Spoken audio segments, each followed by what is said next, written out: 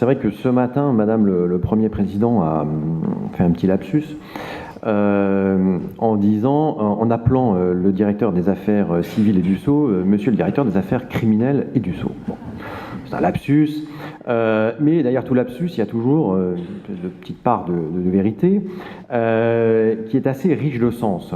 Parce que c'est vrai qu'aujourd'hui, il y a quand même un choc qui me semble assez important entre un certain nombre de droits spéciaux.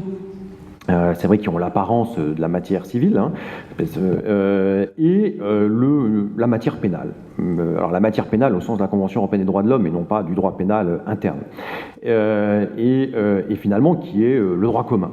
Donc il y a un choc procédural qui est assez important. Alors certaines matières l'ont réglé, comme le droit de la concurrence. Et on a l'impression que ce choc, il va aller en s'agrandissant parce que c'est vrai qu'on est venu nous parler ce matin d'un projet, alors qui est dans les cartons, d'amende civile de 5%, qui pourrait être du chiffre d'affaires des entreprises, qui pourrait être imposé par les juridictions demain.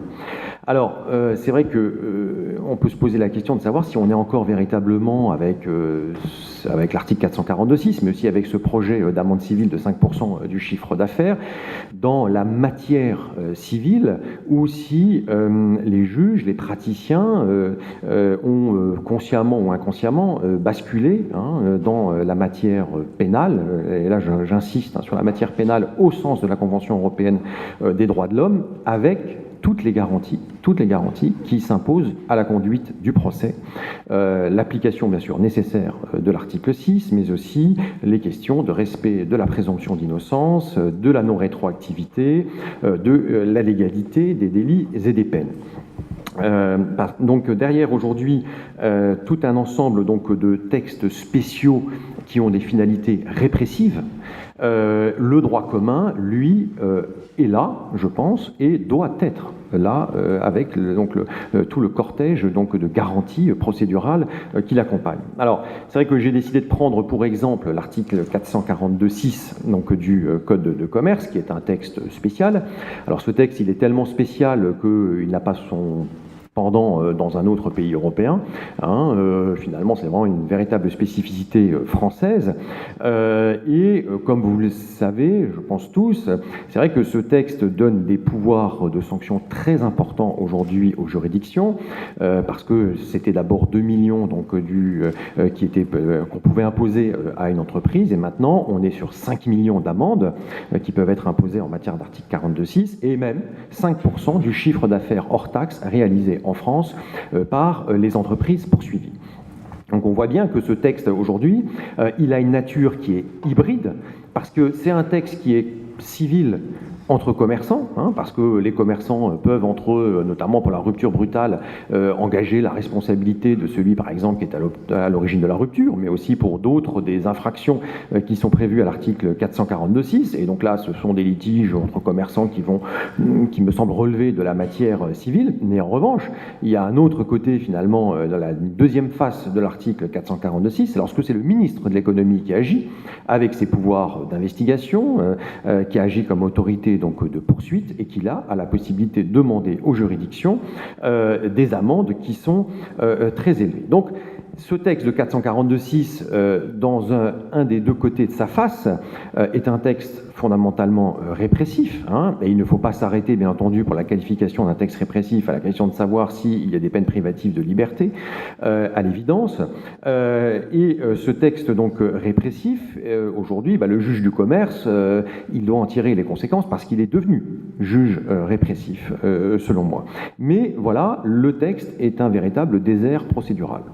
Le texte a remis le fait d'indiquer comment le ministre de l'économie, lui, va engager l'action par voie d'assignation, n'organise absolument pas la procédure qui va se tenir devant les tribunaux de commerce, devant ensuite la cour d'appel, pour simplement régler un certain nombre de sujets qui sont essentiels. Alors, il y a des sujets un peu plus secondaires, mais qui sont aussi réglés en matière de concurrence, comme la question de la confidentialisation.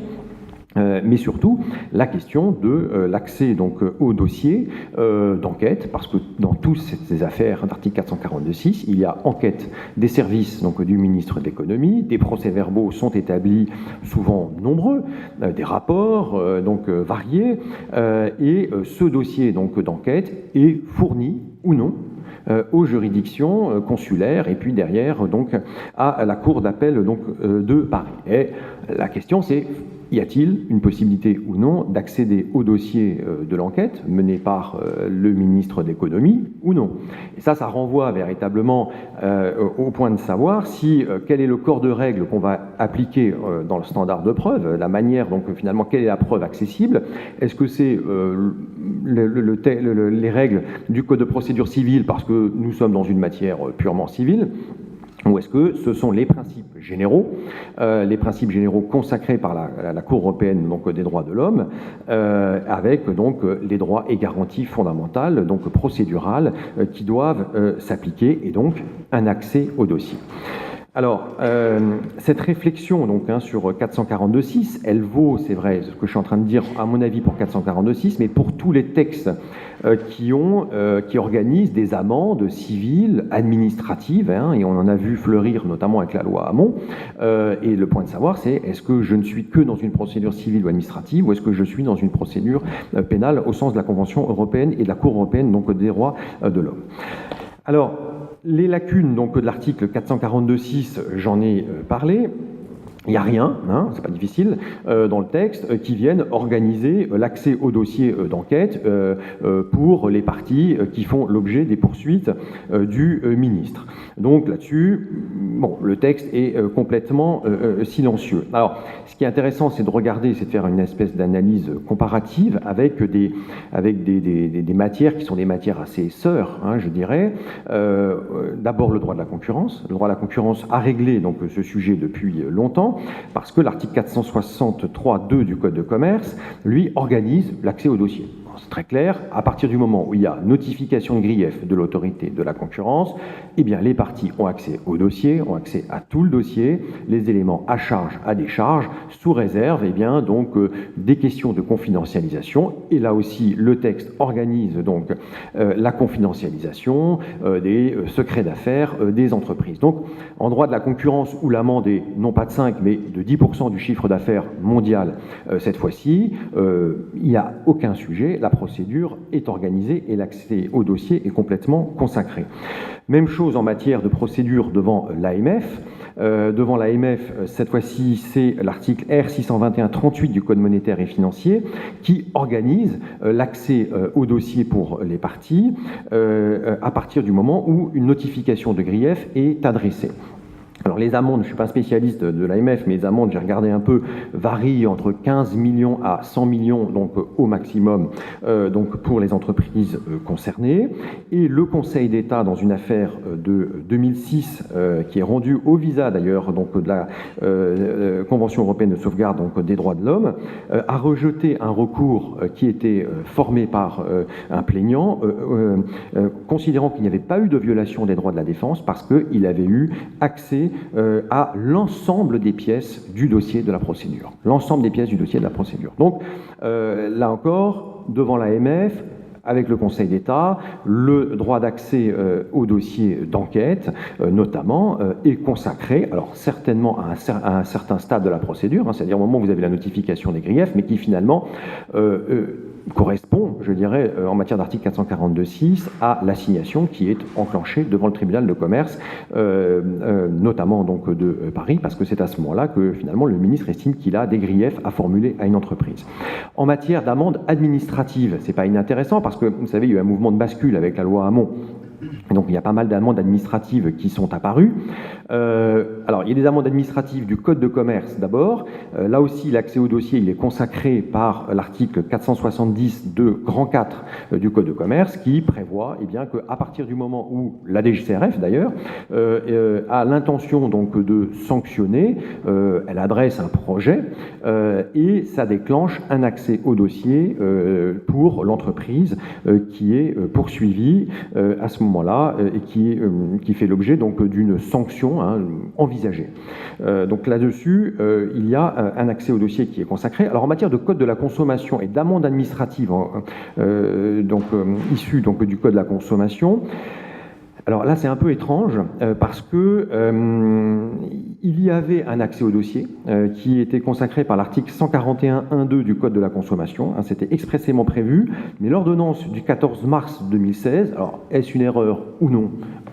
On va dire que c'est une erreur, a supprimé cet accès au dossier. Bon, alors c'est un peu étonnant parce que c'est juste le pendant des dispositions du Code de commerce en matière d'amende administrative.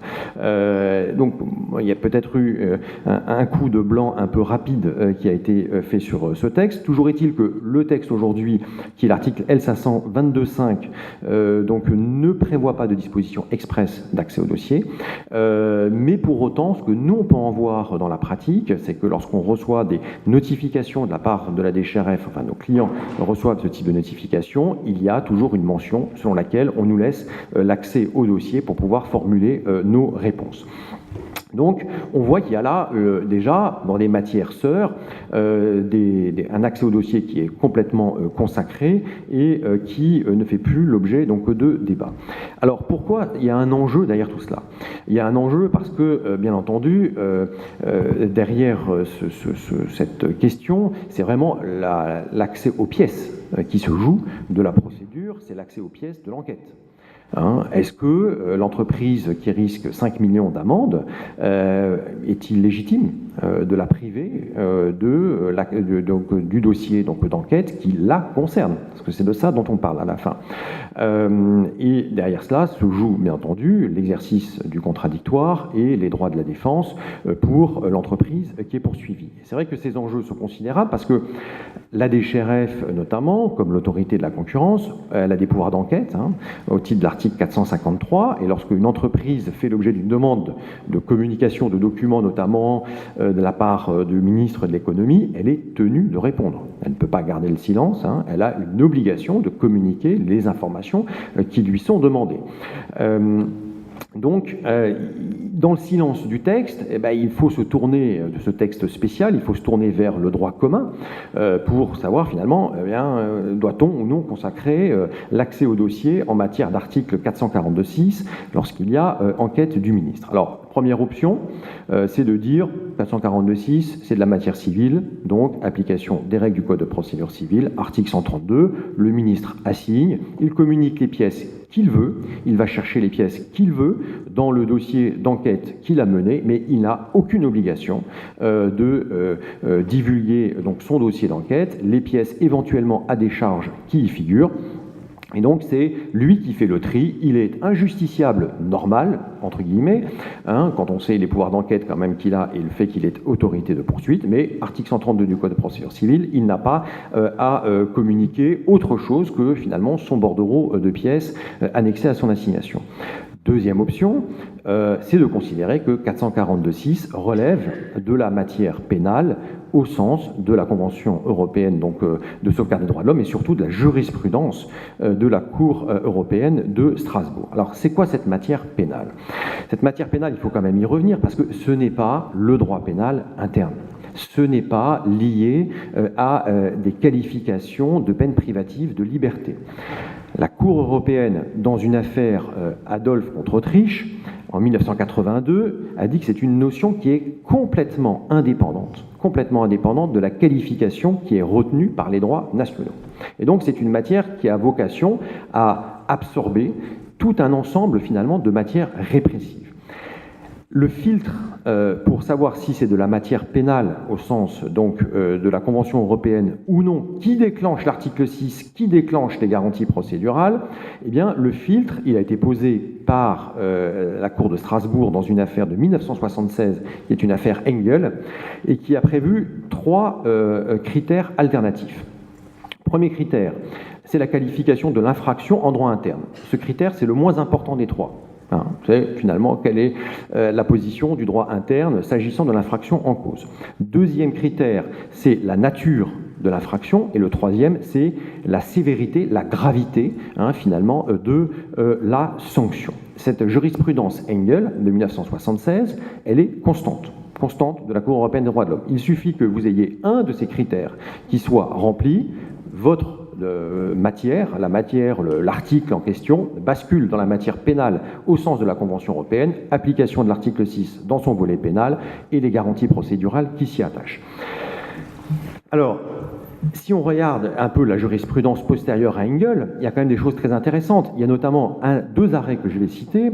Un premier arrêt qui est l'affaire Stenuit contre France de 1991, où la Cour européenne s'est prononcée sur notre ancienne ordonnance de 1945. Et dans cette ordonnance de 1945, organisait donc des peines d'amende, uniquement donc des peines d'amende sur donc, ce qui était poursuivi là à Strasbourg. C'était 5% du chiffre d'affaires annuel, bon, c'est assez curieux, c'est 5%, pour une entreprise, et 5 millions de francs pour les autres contrevenants. Et la Cour européenne a considéré que nous étions dans la matière pénale à raison donc de ce texte et que les garanties devaient s'appliquer. Pourquoi ? Parce que ce que recherche la Cour de Strasbourg, c'est est-ce que le texte en question a une finalité dissuasive ? Est-ce que par cette amende, je veux dissuader les entreprises de réitérer ce type de comportement ? Et que ici, la Cour de Strasbourg a considéré que oui, l'ordonnance de 1945 avait une finalité dissuasive et par conséquent qu'on rentrait dans la matière pénale. Une autre affaire, cette fois-ci de 2011, qui est une affaire concernant le droit de la concurrence italien, une affaire Menarini de 2011, où la Cour européenne a jugé que, au vu notamment donc, de la sévérité des peines qui étaient encourues, eh bien que les dispositions du droit de la concurrence italien avaient, à l'évidence, un caractère pénal, de sorte que l'article 6, paragraphe 1er, devait trouver à s'appliquer. Donc, si nous sommes, alors ça n'engage que moi, dans la matière pénale, ce que je pense, au visa de l'article 442.6, l'article 6 s'applique, et donc le principe d'égalité des armes, nécessairement. Qu'est-ce que ça implique ? Eh bien, le principe d'égalité des armes, et ça c'est une autre affaire, Jasper contre Royaume-Uni de 2000, c'est que ça vous donne le droit de prendre connaissance eh bien, des éléments du dossier de la partie poursuivante. La Cour européenne dit que la défense donc, ait la faculté de prendre connaissance des observations ou éléments de preuve produits par l'accusation, mais encore que les autorités de poursuite communiquent à la défense toutes les preuves pertinentes en leur possession, à charge comme à décharge. Donc, si nous sommes dans la matière pénale, nécessairement, eh bien, le principe d'égalité des armes doit s'appliquer et le ministre de l'économie devrait laisser l'accès à son dossier d'enquête et des procès-verbaux qui le composent. Alors, je crois que le but de la journée, c'est aussi donc d'être source de potentiel, c'est peut-être un peu prétentieux, mais de réflexion. Et je pense qu'il serait peut-être bon que l'article 442.6 évolue. Si possible, pour qu'on se rapproche d'un régime comme on le connaît en droit de la concurrence, avec un accès au dossier qui soit organisé très clairement par le législateur, lorsque c'est le ministre qui est à l'origine des poursuites, et que finalement il y ait juste une harmonisation des procédures qui se fassent ici, entre des procédures où on risque 10% de son chiffre d'affaires et des procédures où on risque 5% de son chiffre d'affaires. Et cette réflexion, elle est clé parce qu'on voit bien que le débat n'est pas du tout terminé. On nous parle maintenant d'une amende civile à 5% donc, du chiffre d'affaires réalisé en France. Donc, si cette réflexion doit aller plus loin, autant y intégrer tout de suite la question donc, de l'accès, des garanties procédurales et donc des droits de la défense. Et il n'y a pas d'antinomie. Il n'y a pas forcément une amende civile ne veut pas, est compatible, me semble-t-il, avec la matière pénale. Il n'y a pas forcément de contradiction entre les deux. Il faut juste, c'est une question d'organisation des droits. Donc, il y a, selon moi, une compatibilité qui s'organise entre l'amende civile et la matière pénale au sens de la Convention européenne.